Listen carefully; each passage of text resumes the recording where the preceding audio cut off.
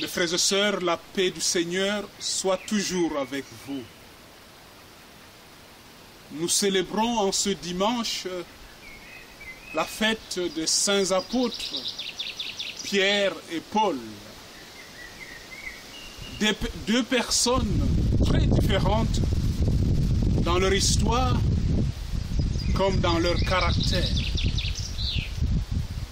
Le premier, Pierre, est un simple pêcheur de Galilée, sans grande éducation, sans grande instruction. Un homme généreux et simple, mais aussi prudent et parfois peureux. Le deuxième, Paul, est un intellectuel, un grand connaisseur de la Bible et un peu orgueilleux aussi. L'un est rural, l'autre un citadin. Pierre, se tenant à Jérusalem, s'attelant à organiser l'église de Jérusalem, et va finir sa vie à Rome. Paul, lui, va parcourir toute la Méditerranée, le bassin de la Méditerranée, pour annoncer l'évangile aux nations païennes. Pourtant, leurs vies ont bien des points communs. Et ce point commun, mes frères et sœurs, c'est leur passion pour le Christ, leur amour, leur grand amour pour Jésus. Certes, cet amour pour Jésus se déploie selon chaque tempérament. Comme on nous le dit souvent, la grâce que Dieu donne n'abolit pas notre nature humaine.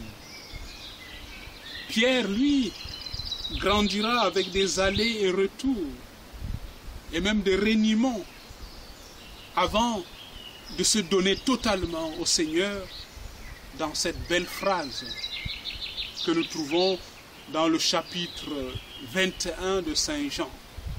Seigneur, tu sais tout, tu sais bien que je t'aime. Paul, quant à lui, se fera soudainement retourner comme une crêpe et ne reviendra jamais sur ce virage à 180 degrés après sa vie de persécuteur. Lui finira par dire: ma vie, je la vis dans la foi au Christ qui m'a aimé et se livrait pour moi.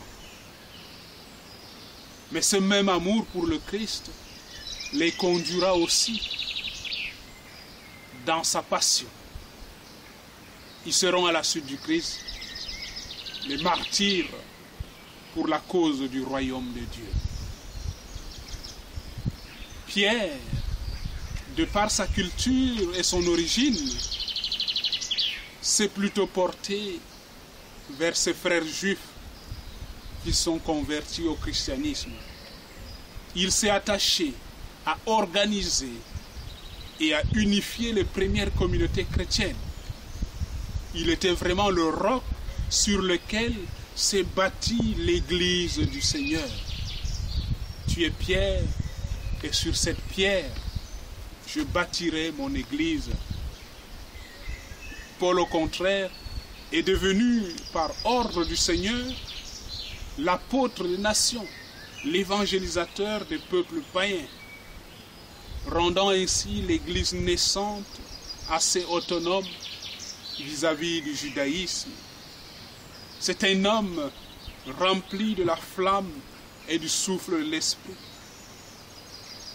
Pierre, comme Paul, dans leurs différences, ont été indispensables et complémentaires.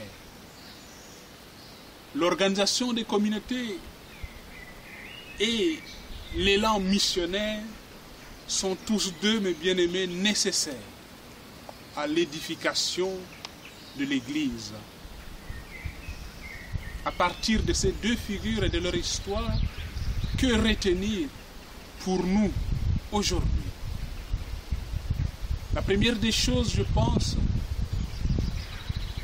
l'histoire de Paul et de Pierre nous apprend à ne pas dramatiser les tensions dans nos communautés, les différences de caractère dans nos communautés, même les oppositions dans nos communautés.